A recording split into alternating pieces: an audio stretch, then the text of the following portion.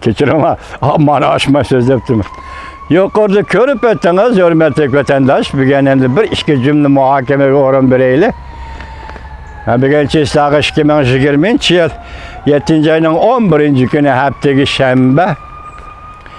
Yuqorida ko'rib o'tdingiz, Jungo hukumatining fikri. Yoki hozirgi his qilganlari Amerikani burun qanday o'ylagan biz o'ylagan emas deydi.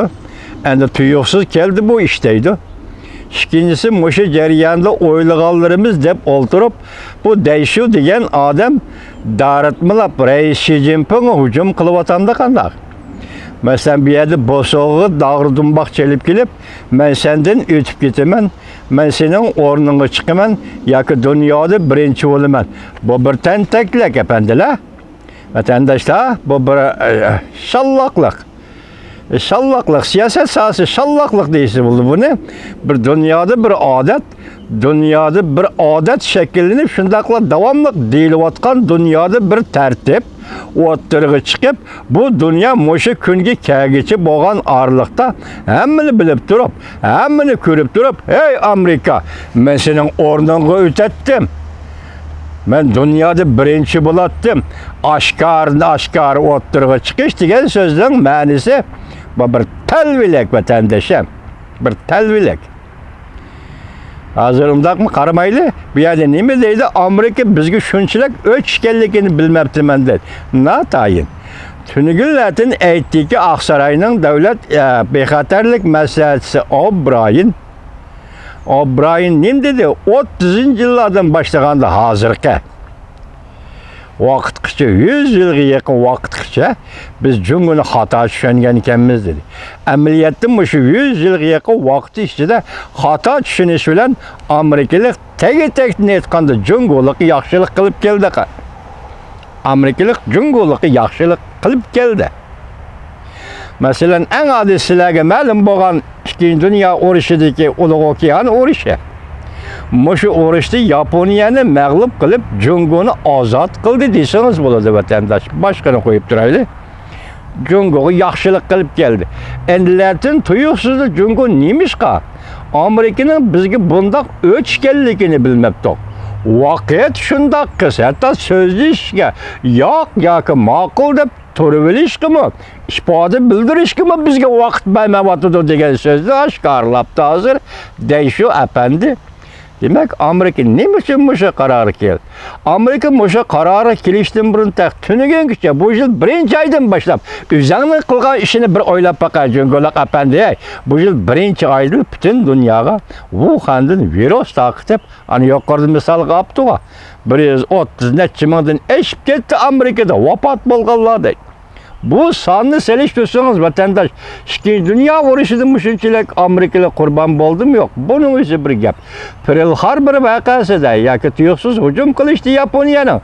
Shunchalik odam qurbon bo'ldimi? Buning bu qurbon bo'ldimi? Bu hisobda yo'q. Nima hisobda yo'q desangiz, hozir bu virus bilan vafot bo'lganlarning soni 130 mingga yetdi. Vaqtda Pearl Harbordagilarning soni 3000 atrofida deylik. Shundaq vaqtida uni bu yerda qoldirib qo'yib so'zlasangiz, hozirgi vaqtda virus olib bilan 160 mingdan eshib ketdi. 100 necha dedi boya. Eshib ketdi desangiz, hurmatli vatandosh.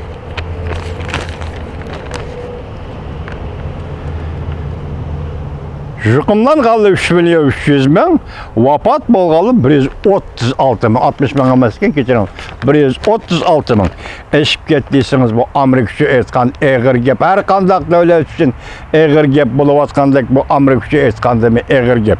Lekin bu yerda bir yoki sodda haqiqatni ko'rib olamiz. Nima deyilsa, Jungo hukumatida hukumat bo'lib turuluq, davlat bo'lib turuluq, davlatlar o'rtasidagi munosabatni kuzatish nuqtasida aytganda hech qanday tayyorlik yo'q.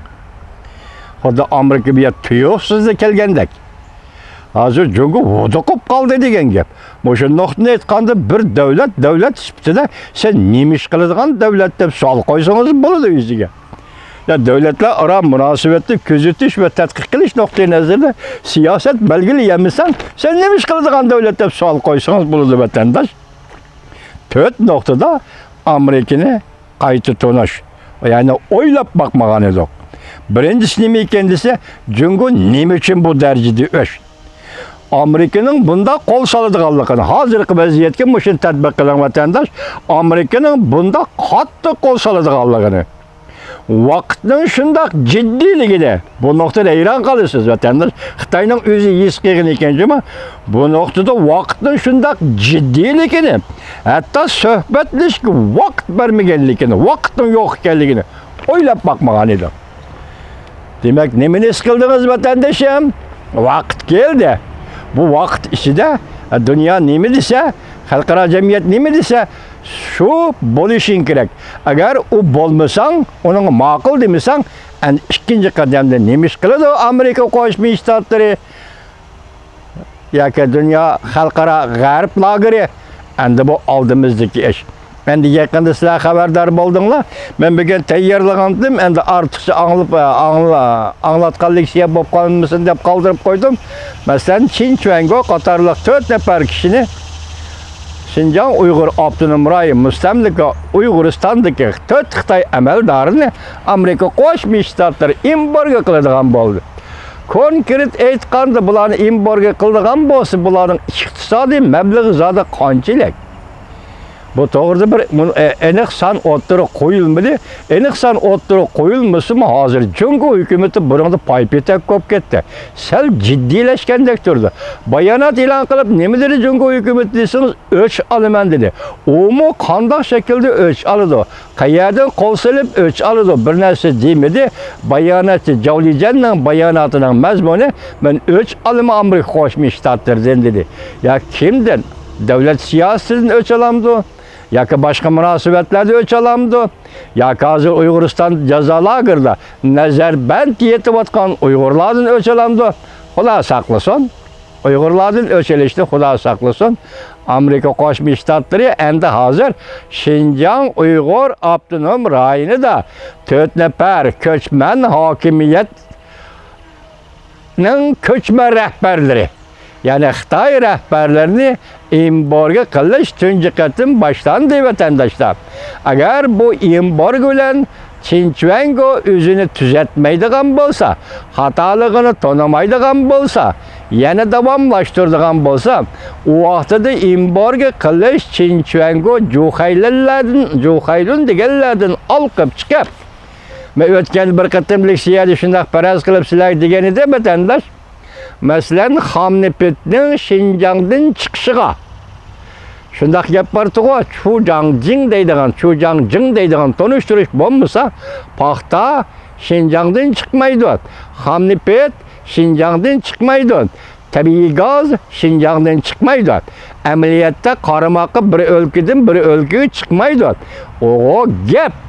Lekin bu Xitaylarning iqtisodiy taqsimotida planlık ilgilik iqtisadi da bir tertip bo'ladi, bir qoida bo'lishi kerak. Mesela Xinanning boyligini Xinjiangga to'shamaydi. Xinjiangning boyligini Sichuanga to'shamaydi. Qoida bo'yicha amaliyot unday emas vatandosh. Hozir haqsiz to'shyapti neftni, gazni, haqsiz elib ketyapti boylikni. Ya Xinjiang Uyg'ur Abdunum rayoniga $1 qoldirg'ini yo'q. Yoki Uyg'urlarga xiyol yo'q-ku. Hozir Uyg'urlarni o'ltirishning, yo'qotishning obyektiga aylantirganda bu Xinjiangdan oshgan neft, gazdan kelayotgan pul dollarni Uyg'urlarga berayli deydigan bu xiyolidimi yo'q Xitoyning. Biroq gap nada desangiz, hozir embargo boshlandi. Xinjiang'ning zimmasiga tushdi hozir 4 nafar o'g'in Xinjiang'dan yoki mustamlika Uyg'uristondan elib ketadigan iqtisodiy boyliqlarga. Anladingizmi vatandosh? Embargo kelib qoladigan bo'lsa, biz Xudodan shuni tilaymiz, Amerika Qo'shma Shtatlaridan shuni tilaymiz. Bu embargo qilish bir Xinjiang bilan shakllanib qolmasligi kerak. Bu Birleşken Devletler Teşkilatı'nın nizamnaması aniq, yerlikning iqtisodiga yerlik ega. Hatta Xitoy o'zi imzo qo'ygan bir qonunda shundoq iqtisodiga o'zi ega 3. Biri iqtisodiy jihatdagi qonun, ikkinchisi siyosiy jihatdagi qonun. Uning qo'l qo'yiladi ijro qilmadi-ku. Buningga yerliklar o'ziga o'zidan iqtisodiga yerliklar ega. degan qonun Birleşken Devletler Teşkilatı'da imzolangan qonun. Hamma odam qo'l qo'ygan qonun. Agar ikkinchi qatimda Amerika Qo'shma Shtatlari shunday xalqaro qonunlarga asoslanib embargo mustamlaka Uyg'uristondan chiqadigan iqtisodiy boylik, neft, tabiiy gaz, ko'mir, temir zapisi bularni to'xtaydi, to'xtatsan. Chunki bu xalqaro nizomnomaga xilof. Bugün ben Amerika seni iqtisodiyat embargo qilaman. Chunki sen bu rayonda qirg'inchilik, etnik qirg'inchilik, irqiy qirg'inchilik, pilalliq tug'ut, nopos aholi tizginlash shaklida bir millatni yo'qotishga boshlading. Men sana mushundaq embargo qo'yaman deydigan bo'lsa, u vaqtda siz tasavvur qiling.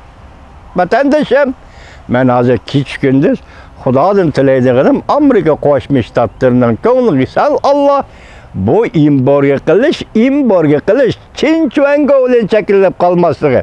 Balki bu embargo qilish Shinsha chegarasidan ichkari Xitoyga to'shiladigan iqtisodiy boylik deyman. Men mana bu shuni embargo qilaman. Vaqt nima deymiz? Ala shahrini. Talaqatlik shiyat dedik, ala shahar. Talashqan shaharlar qoldi. Men de Şinjan'ın talaşkanmıdan kaldı Şinjan. Men de baylıkın talaşkanmıdan kaldı baylık. Deydiğim muşunda bir peytki Allah iteklep kilerdi kandak. Çünkü bugün Amerika Qo'shma Shtatlari bilan Xitoyning o'rtasidagi munosabatda endi maslahatlashishga o'rin yo'q. Mana Xitoylar o'zi ixro qilibdi-ku. Tunigillatlik siyat nima dedik? Murassaga o'rin. Bu deganlik yarışib kelishga, ittifoqlashib kelishga o'rin yo'q. Bugün Prezident Trump nima dedi?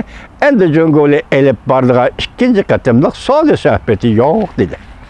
Hürmetlik vatandaşlarım, selamet bulunla Allah yaxshi kunlarni elib kelyapti mana shundaq. Bu yaxshi kunlar Amerikaning qo'li bilan ijro bo'lyapti.